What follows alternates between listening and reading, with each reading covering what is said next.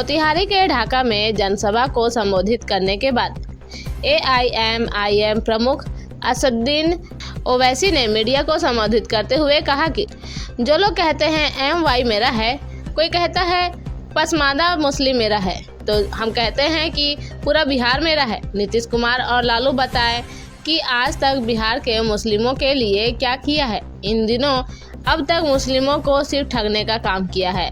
जाति जनगणना पर ओवैसी ने कहा कि हम तो बहुत पहले से इसकी मांग कर रहे हैं, लेकिन सरकार अब जल्द से जल्द जनगणना कराए और पार्लियामेंट सेशन में यह बिल लाकर पास करे ताकि सेंसेक्स में इसे लागू किया जा सके। चिराग की रिपोर्ट नहीं पेश करने के मुद्दे पर कहा कि इससे नीयत का पता चलता है।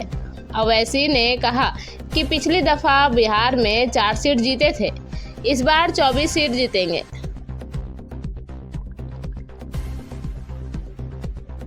कांग्रेस सांसद चुनी सवाल पूछ रहे हैं, सर्जिकल स्ट्राइक का सबूत है, आज भी लोग सबूत मांग रहे हैं। भाई हम कैसा बोले किसी और पार्टी के बारे में? सर, अपने ढाका से उम्मीदवार के नाम पे कितने सीट पर लड़ेंगे और क्या गठबंधन की भी संभावना है?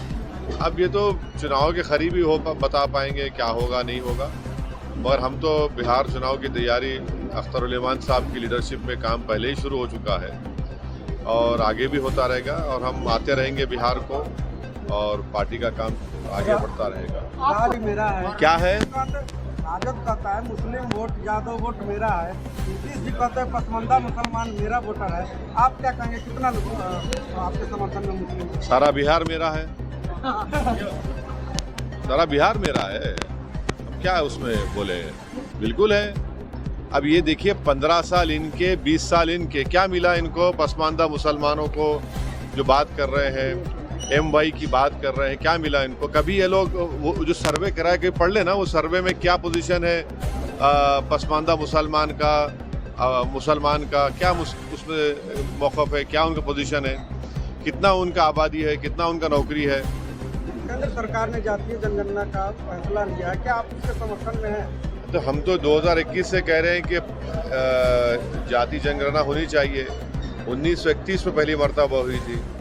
देखिए, इससे मालूम होगा कि कौन सी कास्ट, कौन सा समुदाय कहाँ पे खड़ा है, कितनी गरीबी उनमें है, कितनी अमीरी उनमें है, कितनी ज़मीन उनके पास है, कितनी नौकरी उनके पास है, कितनी आमदनी उनकी है।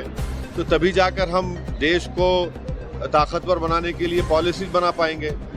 भाई, अगर आपको ये नहीं मालूम होगा कि मर्ज कितना है, तो मर्ज को देखकर ही तो इलाज करेंगे ना।